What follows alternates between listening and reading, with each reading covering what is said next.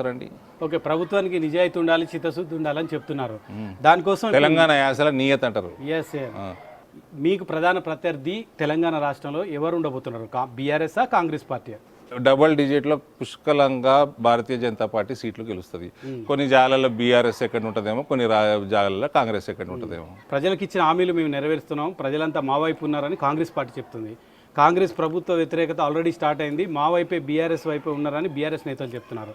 BJP ఏం చెప్పబోతుంది? మోడీని చూపించి మొత్తం ఓట్లు ఏమని చెప్తున్నారా, లేకుంటే అరవింద్ గారు చేసిన అభివృద్ధి కార్యక్రమాలు చూసి ఓటు ఏమని చెప్తారా? రెండు చెప్తాము.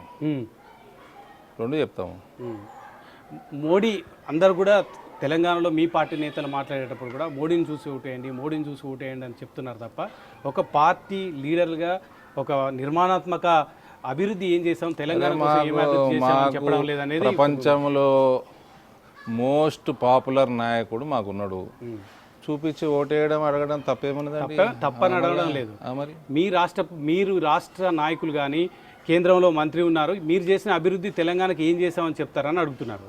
నా నియోజకవర్గం చెప్తా, దాన్ని బట్టి అంచనా వేసుకోండి.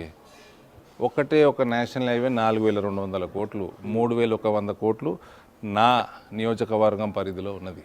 1000 కోట్లకు పైన డబ్లింగ్ ఆఫ్ ముత్కేడ్ డ్రోన్, 1000 కోట్లకు పైన తెలంగాణ నుంచి పోతుంది. బీదర్ బోధన్ రైల్వే లైన్ కాగానే టోటల్ వెస్టర్న్ ఇండియా ఓపెన్ అయిపోతుంది. ఆర్మూర్ ఆదిలాబాద్ కాగానే ఈ ముత్కోడ్ డబులింగ్ కాగానే రోజు ట్రైన్లు అయోధ్యకి, కాశీకి, ఢిల్లీకి, రాజస్థాన్కి, బాంబేకి ఉరుకులాడతాయి. హయ్యెస్ట్ స్పీడ్లో ఎలక్ట్రిఫికేషన్ నడుస్తున్నది. రైల్వే స్టేషన్లు ఆధునీకరణ అవుతున్నాయి. గూడ్స్ షెడ్లు మార్చేసి ప్యాసింజర్ ట్రైన్లకి ఎక్కువ రావడానికి ఆస్కారం చేసినాము. ఇక్కడ 2 కేంద్రీయ విద్యాలయాలు కట్టినాము, 6 రైల్వే ఓవర్ బ్రిడ్జ్లు కడుతున్నాము. ఇది మా ఒక్క నిజామాబాద్ పార్లమెంటు. ఇది ఇన్ఫ్రాస్ట్రక్చర్ చెప్పిన సెల్ఫ్ హెల్ప్ గ్రూప్స్కి 6,300 కోట్ల నిధులు ఇక్కడ నిజామాబాద్ పార్లమెంట్లో ఉన్నాయి. 2,600 కోట్ల ముద్రా లోన్లు నిజామాబాద్ పార్లమెంట్లో ఉన్నాయి. 41,000 సమితి లోన్లు నిజామాబాద్ పార్లమెంట్లో ఉన్నాయి. 65 నుంచి 70,000 ఉజ్వల కనెక్షన్లు నిజామాబాద్ పార్లమెంట్లో ఉన్నాయి. 2.5 లక్షల పైన కిసాన్ సమ్మాన్ నిధులు నిజామాబాద్ పార్లమెంట్లో ఉన్నాయి.